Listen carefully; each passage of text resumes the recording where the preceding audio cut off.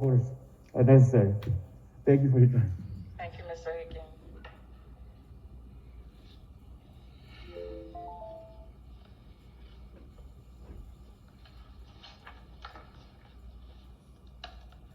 The next person who has signed up to speak is Mr. Damon Barone. He is speaking on item number 11 on the agenda. Mr. Barone, you have 5 minutes. Greetings, Damon Barone, Alief ISD taxpayer, Alief ISD parent. I had a speech I was gonna read today as usual, but I'm gonna switch and talk directly to the board. I'm concerned about, the last coach talked about sound bites last month, and I'm concerned about the district's sound bites. All right, we're talking about COVID-19 restrictions and all of the wonderful things that the board and the district is doing. However, before this board meeting began, I sat here and watched 4 people touch this microphone and podium. It wasn't wiped down, right? I sat here and listened to Trustee Rick Moreno talk about how he works in the medical field and how he's been working in the medical field for such a long time, yet he came into the board meeting without his mask on. I didn't make this up, you can watch the film. He didn't put his mask on until we did the Pledge of Allegiance. Sat here and watched the first day, the first board meeting that we got the plexiglass put up, and the board stand down here and congregate less than 6 feet from one another, having a conversation before the cameras came on. I sat here and watched a high administrator sit here and present to the board with her mask off the entire time, and actually asked the board, does she have to have her mask on? And no one said anything. It wasn't until another audience member coughed that she finally put her mask on her face about 10, 15 minutes into her speech. I sat here and watched 2 administrators sit before a board meeting and eat lunch with each other over there by the computer, less than 2 feet away from each other. Yet we sitting here acting like we're worried about COVID-19 restrictions, yet you require us to come in here and do our patron presentation face to face. And Superintendent H.D. Chambers said that he admonishes the feedback from the parents, well, not the parents, but the teachers, but you don't allow them to have their patron presentation online. We have more parents, students, teachers, and community members participate in patron presentation while they were online than I've ever seen in the 3 years of me coming to board meetings by myself and normally sitting in here by myself. It's not coincidence that you no longer let the patron presentation speak online.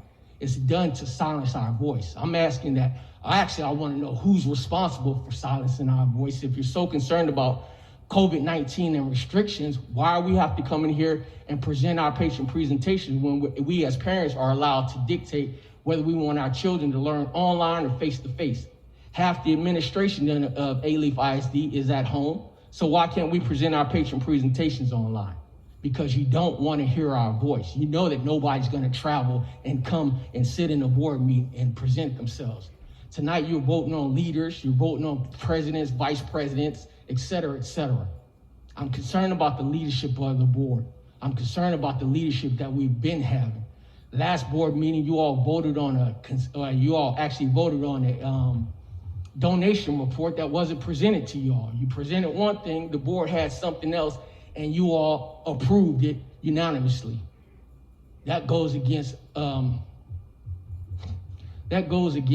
Robert's Rules of Orders. Board council never said anything, but yet you sitting here acting like y'all are the professionals and you know everything that needs to be done about board governance. Who do I need to talk to about my concerns? Because clearly writing grievances doesn't work because y'all don't want to hear it. Patron presentations don't work because y'all don't respond back to it, whether it's on the board, whether it's on the agenda or not. We can't trust you with our family. We can't trust you with our kids. You all don't even abide by the policies and procedures. So how are we supposed to trust you with our kids and family? When I go and sit down, nobody's gonna come up here and wipe down this podium after I finish talking. But yet you say you're concerned about COVID-19. The numbers have increased since you all have come back to school, since you all have started face-to-face board meetings. Yet we still gotta come in and do our patron presentations. That's ridiculous, unacceptable. But again, y'all are the leaders. Y'all know better than we do, and we're supposed to trust you with our families, our teachers, our communities, our kids, my life. Everybody wants to take credit, but nobody wants to take responsibility. So again, thank you. Damon Barone, Alief ISD taxpayer, Alief, ISD parent, Alief, ISD community member. Thank you, Mr. Barone. The next person who has signed up to speak is Mr. Damon Barone. He is speaking on item number 12 on the agenda. Mr. Barone, you have 5 minutes. Alief ISD parent, Alief ISD community member. Thank you, Mr. Barone.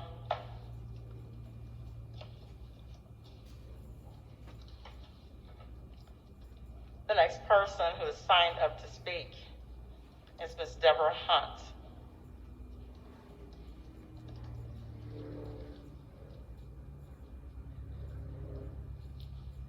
Good evening. I left the clinical setting to come teach. I love teaching. I love my students and what I do. But as we navigate through the educational world of COVID-19, I have watched my colleagues take extraordinary measures to secure the safety of their students and educate their students. We sanitize desks, we wrap keyboards in plastic wrap. We do everything we can to protect these kids. I have seen tears shed over failing grades. I have had parents to call me and colleagues stupid when we called them to talk about the hybrid plan, talk to them about failing grades. The code of civility has gone out the door with COVID. We walk with smiles on our face as teachers, but we cry in the dark. A verbal thank you is great. I appreciate every video that you thank us, but it's alarming, it's troublesome that the district did not see fit to give their teachers thank you for the courage and sacrifice made working through this pandemic. It's more troubling the board passed 2 referendums allowing the superintendent to pay us for working at home, and the superintendent did not see fit to do so at his discretion. Here are some examples of action thank yous. Fort Bend, Sheldon, LaPorte, and Nacogdoches ISDs gave all of their teachers a $1,000 COVID bonus. Duncanville ISD, $2,000. Dayton ISD, $2,500. Cy-Fair ISD waived the T-test and gave a $500 bonus. Crowley ISD, 6.2% of their salary. Tomball, $600. And the list goes on. For those districts that did not give a bonus, they gave a raise. And the ones that could not give a raise, they increased the district's contribution to employees' health insurance costs. I'm a dedicated employee. I had a child in the hospital for 30 days, and I took 2 days off, only 2. And when I need a Wednesday off, when we work remotely, I was told you would still take my day. That I had to put a sub in. For what? That doesn't even make fiscal sense. I'm gonna be at home teaching. I know you have an advisory board, but they don't speak for everybody. We need a board that cares about us. The teachers, the bulk of them, they feel like you don't care. That's why they don't come. I can go back to the hospital, but I love teaching. I want to pass on my 35 years of working in healthcare to this next generation of nurses and doctors.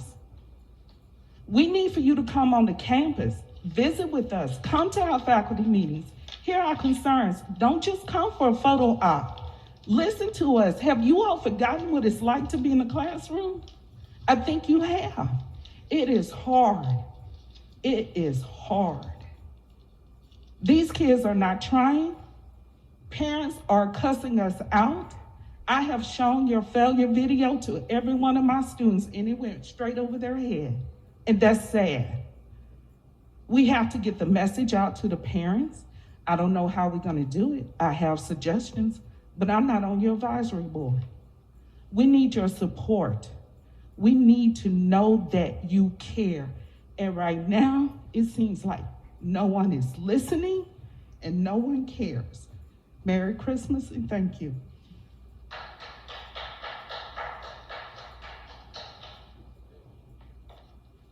Thank you, Ms. Hunt, for sharing your concerns.